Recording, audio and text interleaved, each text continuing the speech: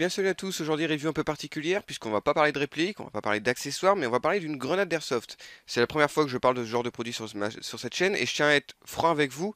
Finalement, j'ai que très peu d'expérience avec les grenades d'airsoft en général puisque les seules que j'ai utilisées, alors c'était au tout début, lorsque j'ai commencé l'airsoft, c'était des grenades Enola Gay, je crois, c'est des grenades à grattoir qui coûtent 5 euros pièce, qui sont franchement pas terribles, mais honnêtement 5 euros pièce, on peut pas non plus en demander trop. Et j'avais également testé ces grenades, alors je crois que c'est Akutsu, quelque chose du genre, qui sont des grenades qui fonctionnent avec une sparklet de CO2 et que personnellement j'avais trouvé relativement mauvaises puisqu'à part faire du bruit, elles étaient pas très utiles et elles étaient même un petit peu dangereuses à certains moments. Là, on va encore parler d'une grenade qui n'est pas réutilisable. Alors, selon moi, si vous êtes un gros utilisateur de grenades, cette grenade ne va pas vous intéresser puisque ça va revenir trop cher. Autant vous acheter une Tornado où il y a énormément de grenades réutilisables maintenant qui sortent. Il n'y a qu'à voir la vidéo de Ding Chavez, je crois que c'était à Liwa, où il en parlait, où il avait interrogé pas mal de constructeurs et il y a beaucoup de grenades qui sont en préparation.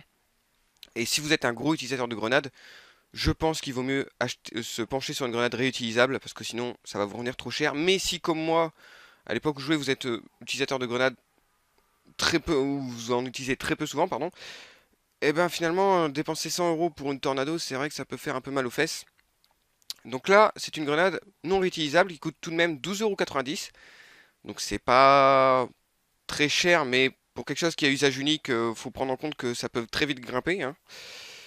Euh, et c'est fabriqué par Tactical Games Innovation, pardon. Donc c'est les mêmes qui ont créé les grenades 40 mm qu'on va tester également cet été, qui fonctionnent pour le coup vraiment comme des grenades 40 mm et pas vraiment comme une sorte de gros fusil à pompe.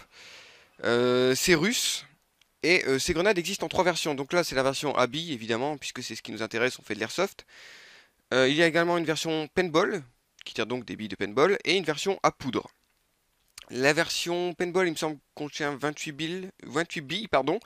Désolé, il fait super chaud, ça va être très dur cette vidéo. Donc la version paintball contient 28 billes de paintball et la version airsoft 200 billes donc d'airsoft forcément. La portée estimée d'après le constructeur est entre 8 et 10 mètres. On verra ça dans les tests de tir si c'est vraiment le cas. La grenade possède deux sécurités et ça c'est plutôt intéressant parce que vous allez voir que j'ai un petit bémol là-dessus. Euh, la première sécurité est donc la goupille, hein, qu'il faut tirer et il faut bien tirer. C'est pas quelque chose qui peut s'enlever par accident.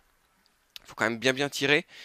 Et rien ne se déclenchera tant que vous ne lâchez pas la cuillère. En gros, vous retirez la goupille, vous relâchez la cuillère, il va y avoir un petit clac qui va armer la grenade et elle explose 3,5 secondes après. Ça pareil, le retardateur c'est pas mal, ça évite quelques accidents, on y reviendra aussi là-dessus.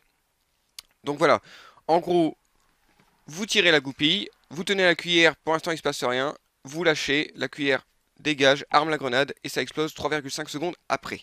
Et pour le coup, c'est vraiment 3,5 secondes, c'est pas aléatoire comme ça peut être le cas justement avec les grenades à sparklet de CO2 qui explosaient parfois très rapidement, parfois lentement. Donc il y avait un côté aléatoire que je trouvais relativement dangereux. Là vraiment pour le coup, c'est vraiment 3,5 secondes. Elle est très légère, elle ne pèse que 100 grammes. Elle est fabriquée en polyuréthane pour éviter les blessures. Donc bon, évidemment, pour éviter les blessures, si vous êtes correctement équipé, donc lunettes, si possible des gants tout de même.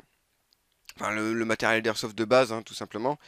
Et alors, ça, c'est eux qui le disent. Je vous avouerai que j'ai pas testé, vous allez vite comprendre pourquoi. Il semblerait que si la grenade explose par accident dans vos mains, donc a priori il y a très peu de chances, hein, vu toutes les sécurités mises en œuvre, il y a quand même très peu de chances que ça explose dans vos mains. Mais si jamais ça explose dans votre main, vous n'êtes pas censé avoir mal. Ça a été étudié pour faire en sorte qu'en gros, si la grenade explose dans vos mains, vous n'avez pas de blessure. J'ai pas testé, parce que vous avouerez que je fais pas assez de vues pour risquer une de mes mains, d'accord. Euh, je pense tout de même que s'ils l'ont marqué, c'est que c'est vrai, parce que sinon ce serait de la publicité mensongère et ça pourrait aller très loin. Surtout que là, ça concerne la sécurité, donc je pense qu'effectivement c'est vrai. Mais vous allez voir quand même que, surtout au ralenti, l'explosion est quand même assez impressionnante. J'ai pas trop envie de garder ça dans mes mains. Elle fonctionne avec un pyroélément créé spécialement pour la grenade qui est là afin d'éviter tout risque d'embrasement, d'incendie avec la végétation sèche. On voit vraiment qu'il y a énormément de précautions qui ont été prises pour cette grenade, mais malgré tout c'est quand même des produits qui font relativement peur. C'est généralement le cas malheureusement des produits Tactical Game Innovation. C'est exactement le même souci, le même débat avec les grenades 40 mm. C'est des grenades qui visuellement sont quand même relativement impressionnantes, mais qui après test finalement on ne décèle pas vraiment de gros problèmes de sécurité avec ces grenades. Bien évidemment, et c'est le cas avec n'importe quelle réplique, hein, à partir du moment où vous prenez une réplique dans les mains, eh bien il faut faire attention à comment vous l'utilisez, hein. Ça c'est pas valable seulement avec ces grenades-là, c'est valable pour moi, selon moi, avec n'importe quelle réplique, hein. Si vous faites n'importe quoi avec ce genre d'engin, forcément vous risquez des blessures. Mais là en l'occurrence, il y a quand même pas mal de précautions selon moi qui ont été prises pour ne créer aucun accident. Alors évidemment, ça reste quand même un engin pyrotechnique, hein, ça explose. Mais encore une fois, si selon moi le constructeur a annoncé que ça pouvait exploser dans mes mains sans créer de blessure, ça a été testé. Moi, c'est juste que concrètement, j'ai pas envie d'essayer du tout, hein. Mais si ils l'ont annoncé que ça ne créait pas de blessure, c'est que voilà, ils l'ont pas annoncé dans le vent, ils nous ont pas dit ça. Et alors qu'en fait, on peut perdre un doigt. Donc, elle me semble relativement safe cette grenade. Évidemment, il faut faire attention, comme avec n'importe quoi. Une tornado, si vous l'envoyez en pleine gueule d'un coéquipier, voilà, le risque sera le même, hein, concrètement. Notamment, enfin, selon moi, une des meilleures sécurités, c'est le délai de 3,5 secondes qui évite que la grenade explose tant qu'elle est dans les airs à hauteur de visage, hein. À part si vous faites vraiment un lancer de je sais pas combien de mètres, concrètement, la grenade explosera toujours au pied des adversaires et du coup limite les risques de grosses blessures. Également, je tiens à préciser, même si c'est impressionnant, les projectiles ne sont pas envoyés à une vitesse trop puissante. J'ai pris des projectiles jusqu'à 10 mètres. Hein, donc la portée visiblement semble respectée, la portée annoncée semble respectée, même si c'est quand même assez aléatoire, puisque bon bah voilà, ça dépend de comment ça vole. Et ça fait pas mal du tout, hein, ça fait moins mal qu'une bille de PA, donc voilà, il n'y a pas trop de soucis là-dessus. Alors maintenant, ce qui va nous intéresser forcément, est-ce qu'on va aller vérifier dans les tests, c'est si quand la grenade explose, est-ce qu'elle touche vraiment une zone de 360 degrés. Ce qui est selon moi le plus important pour une grenade, c'est qu'elle nettoie vraiment la zone. S'il y a seulement une partie des billes qui est expulsée dans un cône de 180 degrés, ça ne m'intéresse pas. Il faut vraiment que des projectiles partent partout autour de la grenade. Je précise tout de suite, lors des tests, contrairement à la vidéo de Tag Innovation, qui est très bien faite, hein, qui est faite en slow-mo et tout, qui est magnifique, la grenade est debout. Moi, lors des tests, elle sera comme ça, tout simplement parce que lorsque vous lancez une grenade, il y a très peu de chances qu'elle atterrisse debout. Bon, là, vous voyez, elle refuse même de tenir debout. Donc, pour, selon moi, avoir une réelle estimation de la capacité de propagation des billes, je préfère la lancer et la poser comme ça, plutôt que debout. C'est sûr que si vous la laissez debout, vous allez avoir un très beau cône de billes qui se forme autour de de la grenade, excusez-moi, mais c'est pas représentatif de l'utilisation que vous allez en faire en terrain, hein. Donc voilà, je préfère le préciser. Bref, trêve de blabla, on va passer à ce que vous attendez tous, j'imagine, les tests. Alors au niveau des tests, déjà je pense que vous avez pu l'entendre, ça peut être relativement fort. Moi ce qui m'intéressait vraiment c'était connaître l'efficacité de la grenade. Est-ce que vraiment il y avait des projectiles qui étaient envoyés sur 360 degrés? La réponse est oui. Alors évidemment la répartition n'est pas égale, hein. Il y a parfois un peu plus de billes qui sortent d'un côté. Mais globalement des projectiles sont vraiment envoyés tout autour de la grenade. Donc niveau efficacité c'est nickel. Deuxième explosion, hein, vous pouvez vraiment voir que ça pète fort. Petite explosion au ralenti, on va pouvoir voir la puissance de l'explosion quand même. On va la revoir ensuite encore plus au ralenti, mais comprenez-moi, ne m'en voulez pas si j'ai pas voulu garder ça dans la main. Même si, bon, si c'est écrit sur la fiche produit et que des ingénieurs ont travaillé dessus, j'imagine qu'effectivement il n'y a pas beaucoup de risques. C'est quand même relativement impressionnant, surtout au ralenti, donc j'ai pas spécialement voulu faire ce test. Les projectiles sont envoyés entre 8 et 10 mètres. Ça aussi c'est exact. Évidemment ça varie un peu, hein, surtout ça dépend du côté de la grenade. Mais globalement oui, je dirais forcément 6-7 mètres assurés. Après ça dépend un peu de la chance, de comment les projectiles ont été envoyés.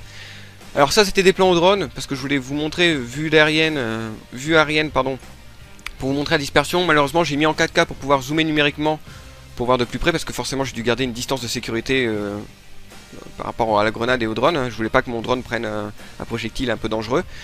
Mais du coup j'ai dû réduire le nombre de FPS, et forcément il n'y a pas assez d'images par seconde pour qu'on voit correctement les billes. Donc sur celle-ci on voit un peu mieux, mais il faut vraiment faire image par image, mettre pause et image par image, et on voit vraiment que des projectiles sont envoyés partout. Et ces grenades là donc c'est vue GoPro, hein, c'est vue du sol, c'est le même grenade que vous voyez au drone, mais vue par la GoPro. Donc voilà, on voit encore une fois que ça peut être relativement fort. On voit pas forcément beaucoup de billes sur celle-ci, parce que à mon avis les premières billes, en fait il y a toujours deux vagues de billes. Une première vague de billes qui est envoyée relativement fort, tout de suite après l'explosion, et quelques billes qui traînent ensuite. Donc vraiment, au niveau de l'efficacité, pour moi je valide, la grenade est efficace. Reste le débat de est-ce que c'est dangereux. Ça, je pense que ça dépendra des personnes, hein, des membres des responsables de terrain, de ceux qui organisent les parties, à eux de savoir s'ils veulent autoriser ces produits ou pas. Selon moi, il n'y a pas vraiment spécialement de risque, pas plus que de donner une réplique à un abruti qui en fait n'importe quoi. C'est pas forcément le produit en lui-même qui est dangereux, c'est plus la personne qui l'utilise. Si vous prenez des précautions, si vous ne faites pas n'importe quoi, pour moi il y a suffisamment de sécurité entre la cuillère et la goupille, plus le fait que ça explose après 3,5 secondes. Il y a suffisamment de sécurité pour qu'il n'y ait pas d'accident, vraiment. Mais c'est comme tout, hein, mettez ce genre d'engin dans des mains d'abrutis et il en fera n'importe quoi, il y aura des blessés. Hein. C'est exactement le même principe qu'avec une réplique. Ce genre de... J'ai même pas à préciser que ce genre d'engin est à utiliser dans le respect des autres, puisque l'airsoft, c'est une pratique qui se fait dans le respect des autres. Donc si j'ai besoin de vous dire ça, c'est que vous n'avez rien à faire sur un terrain d'airsoft, parce que vous n'êtes pas au courant de ça. Clairement, faites attention quand même si vous utilisez ça, mais globalement, voilà, faites pas... Il n'y a pas plus à faire attention que si vous utilisez une réplique. Les précautions de base suffiront largement. Moi je valide, et concrètement, moi je vois pas trop d'inconvénients à utiliser ça sur un terrain, mais encore une fois, tous les avis sont possibles, hein. Ça c'est purement personnel. Mais en tout cas, je la valide aussi niveau efficacité, elle tient ses promesses. Voilà, j'espère que cette vidéo vous aura plu. Je vais profiter de cet été pour faire quelques vidéos d'extérieur. Donc je vais désactiver les votes de vidéos pour au moins jusque fin août. Et ça reprendra donc début septembre. En attendant, je dis salut à tous, à la prochaine. Hello, darkness, my old friend. I've come to talk with you again, because a vision softly creeping